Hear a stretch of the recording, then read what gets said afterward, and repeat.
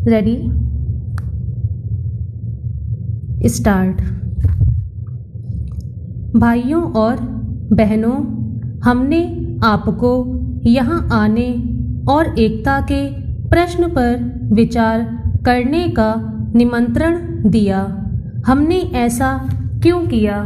इसलिए नहीं कि अचानक किसी कठिनाई ने हमें आ घेरा था, और जहाँ तक मेरा प्रश्न है, मैं ऐसा नहीं सोचता कि हमारा देश बिल्कुल बिखरने वाला है और इसे मिलाकर रखने की आवश्यकता है, लेकिन इसलिए हमने आपको बुलाया है कि हमने सोचा कि अपने इतिहास के इस अवसर पर इस समस्या पर कुछ जोर दिया जाए और लोगों के मन को एक विशेष दिशा में मोड़ा जाए। हमें जो बहुत सी चिट्ठियाँ या कागज भेजे गए हैं, उनसे हमें पता चलता है कि इस बारे में दो तरह के दृष्टिकोण हैं और दोनों ही अतिवादी हैं। एक यह कि हमारे सामने कोई जबरदस्त फौजी खतरा है, दूसरा यह कि क्यों इस बारे में शोर मचाया जाए, कोई विशेष बात नहीं हो रही। लेकिन हम सब जानते हैं कि हम गंभीर कठिनाइयों का सामना कर रहे हैं। कुछ कठिनाइयां ऐसी हैं जो पीछे से चली आ रही हैं और हमें विरासत में मिली हैं, दूसरी ऐसी हैं जो हमारी अपनी ही प्रगति का परिणाम है। इसलिए इससे मुझे कोई निराशा नहीं। किसी आने वाले खतरे के डर से मैं भारत पर नजर नहीं डालता। मैं इस प्रश्न को एक चुनौती मानता हूँ, क्योंकि सारी दुनिया की तरह भारत के हम लोग भी इतिहास के एक सबसे बड़े परिवर्तनकारी युग से गुजर रहे हैं। परिवर्तन में अगर कुछ चीजें ऐसी हो रही हैं जिन्हें हम पसंद नहीं करते, तो उसमें चौंकने की कोई बात नहीं। इसीलिए मैं इन मामलों पर, हालांकि ये परेशानी और चिंता पैदा करने वाले जरूरी हैं, मगर मैं इन्हें डरावना नहीं मानता। यह सब कुछ होना ही है, और वास्तव में जिस ढंग से यह सब कुछ हो रहा है, वह उस चीज की निशानी है कि हम प्रगति कर रहे हैं, और वे सब इच्छाएं जो हमारे अंदर दबी पड़ी थीं, उभर रही हैं, और हम अपने रास्ते में आने वाली बुराइयों से लड़ रहे हैं।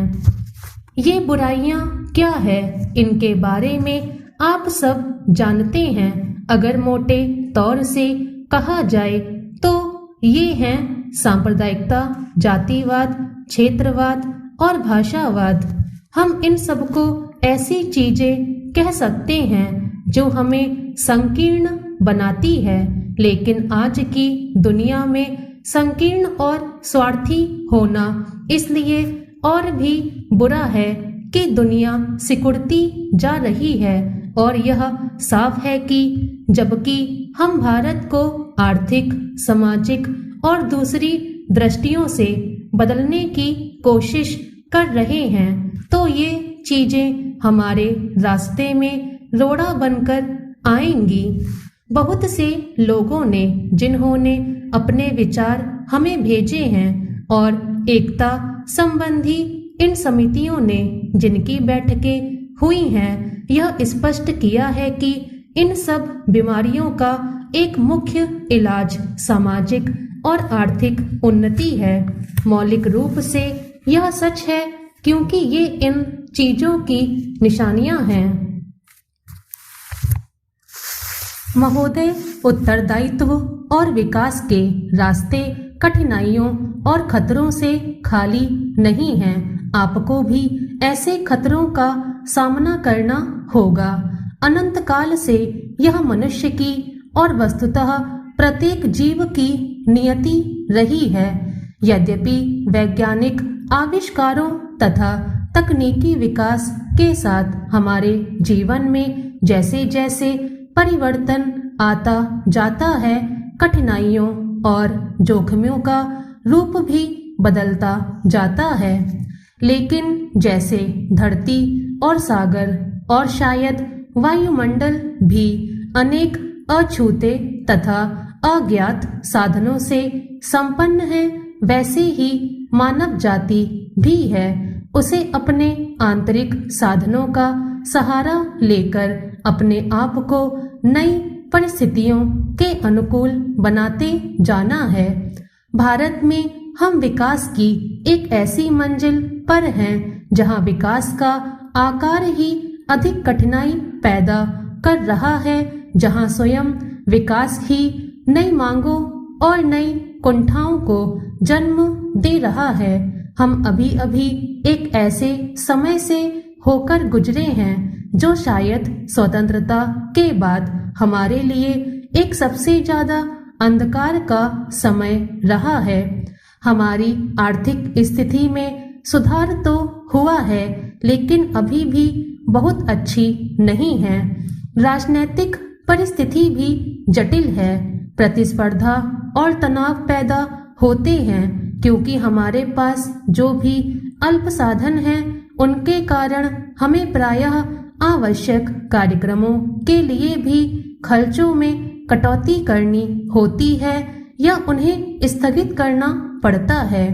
लेकिन हम जैसे जैसे आगे बढ़ते हैं, समस्याओं का हल निकलता जाता है और एक एक कदम हम प्रगति करते जाते हैं। अर्थव्यवस्था के कुछ क्षेत्रों में कमी रह गई है, उनमें सुधार की कोशिशों में हम लगे हुए हैं। जैसे जैसे विकास का लाभ और ज्यादा लोगों तक पहुंचेगा, लोगों का दबाव और अधैर्य बढ़ता जाएगा, हमें सबका एहसास है।